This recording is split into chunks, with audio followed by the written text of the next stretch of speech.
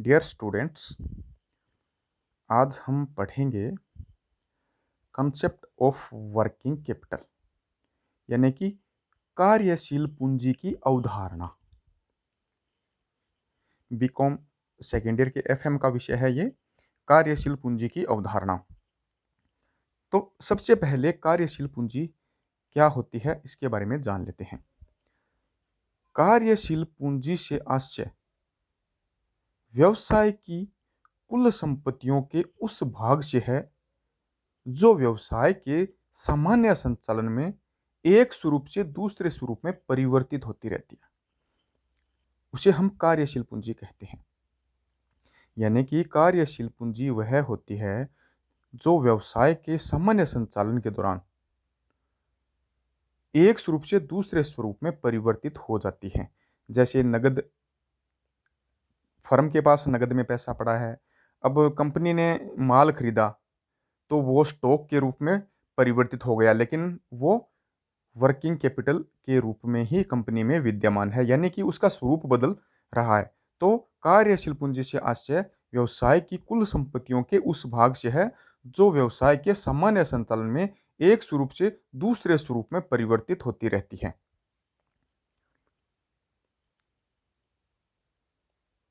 कार्यशील पूंजी की अवधारणा। वास्तविक आशय को समझने के लिए पूंजी की विभिन्न अवधारणाएं हैं, उनको समझना आवश्यक है। तो कार्यशील पूंजी की दो अवधारणाएं प्रचलित हैं। पहली है चिट्ठा या परंपरागत अवधारणा यानी कि बैलेंस शीट और ट्रेडिशनल कंसेप्ट, और दूसरी है परिचालन चक्र अवधारणा, ऑपरेटिंग साइकिल कॉन्सेप्ट। तो इस अध्याय में हम इन दोनों के बारे में पढ़ेंगे। तो चिट्ठा या परंपरागत अवधारणा क्या है?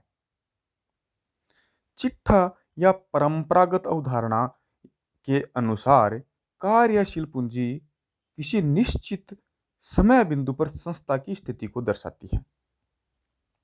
यानी कि चिट्ठा या जो परंपरागत अवधारणा है, इस अवधारणा के अनुसार कार्यशील पूंजी है वो कोई निश्चित समय बिंदु पर यानी कि एक निश्चित समय पर ही संस्था की स्थिति को दर्शाती है, और इसकी गणना निश्चित तिथि को बनाए गए चिट्ठे के आधार पर ही की जाती है। यानी कि यह जो कार्यशील पूंजी की स्थिति दर्शाती है वो किसी एक निश्चित समय पर ही सही प्रतीत होती है। इस अवधारणा के अनुसार कार्यशील पूंजी दो प्रकार की मानी जाती है। यानी कि चिट्ठा या परंपरागत जो अवधारणा है, इसके अनुसार कार्यशील पूंजी वह दो प्रकार की मानी जाती है। एक तो होती है सकल कार्यशील पूंजी और दूसरी होती है शुद्ध कार्यशील पूंजी, ग्रोस वर्किंग कैपिटल और नेट वर्किंग कैपिटल। अब देखते हैं कि सकल कार्यशील पूंजी क्या है। सकल कार्यशील पूंजी संस्था की चालू संपत्तियों का योग ही कार्यशील पूंजी कहलाता है। यानी कि इसमें से जो चालू दायित्व होते हैं इनको घटाया नहीं जाता है। जो चालू संपत्तियां होती है उनका जब हम योग कर लेते हैं तो वही सकल कार्यशील पूंजी कहलाती है। चालू संपत्तियों से आशय उन संपत्तियों से है जिन्हें लेखांकन वर्ष के दौरान रोकड़ में परिवर्तित किया जा सकता है।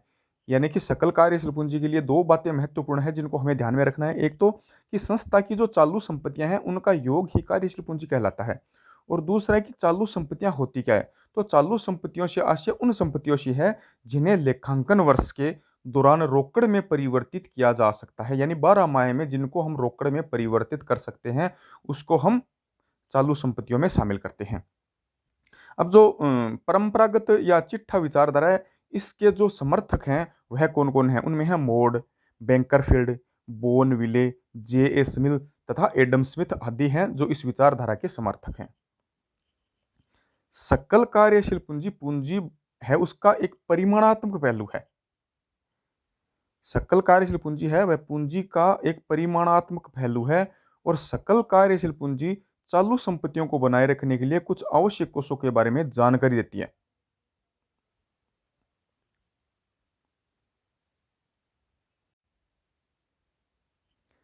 फिर है सकल कार्यशील पूंजी है संस्था की वास्तविक आर्थिक स्थिति दर्शाने में असफल है। मतलब सकल कार्यशील पूंजी है ना, वह संस्था की जो वास्तविक आर्थिक स्थिति है उसको दर्शाने में सफल नहीं है, क्योंकि चालू दायित्वों की प्रत्येक वृद्धि जो कार्यशील पूंजी है उसको कम करती है। तो इसलिए यह संस्था की जो वास्तविक आर्थिक स्थिति है उसको दर्शाने में असफल है। या यूं कहें तो यह उसको आर्थिक स्थिति को सही स्थिति दर्शाने में सफल नहीं है। फिर है प्रबंध के दृष्टिकोण से यह अवधारणा अधिक उचित है। जो कंपनी का जो प्रबंधक मंडल है, प्रबंधक मंडल के यदि दृष्टिकोण से देखा जाए तो जो परंपरागत अवधारणा है वह उचित है। क्यों? क्योंकि प्रबंध जो अपनी योजनाएं कुल चालू संपत्तियों के आधार पर ही तैयार करता है। प्रबंध जो है वो जितनी भी अपनी योजनाएं तैयार करता है वो कुल चालू संपत्तियां हैं उनके आधार पर तैयार करता है, इसलिए यह उनके दृष्टिकोण से उचित है।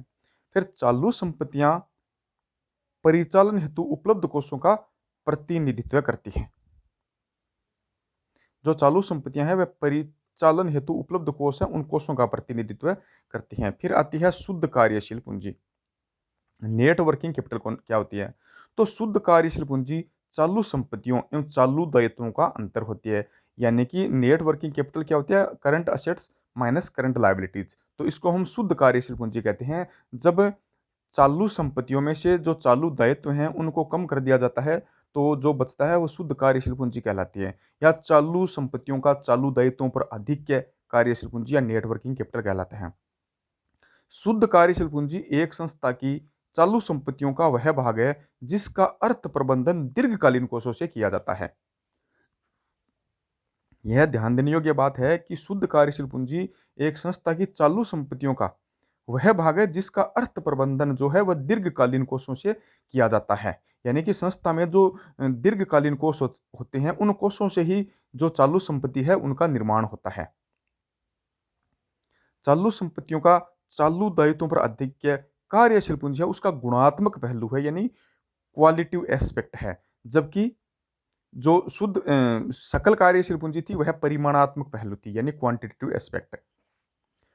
अब हम चलते हैं दूसरी अवधारणा की तरफ जो है परिचालन चक्र की अवधारणा, यानी कि ऑपरेटिंग साइकिल कॉन्सेप्ट।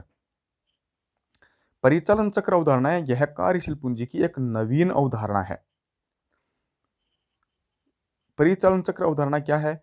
यह उपक्रम की शुद्ध परिचालन अवधि में संचालन की क्रमिक अवस्थाओं में विभिन्न रूपों में जितने नगद धन की आवश्यकता होती है वही कार्यशील पूंजी कहलाती है।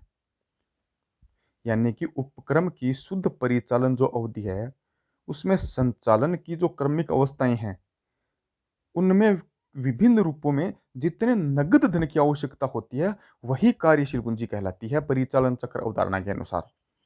परिचालन चक्र अब क्या है?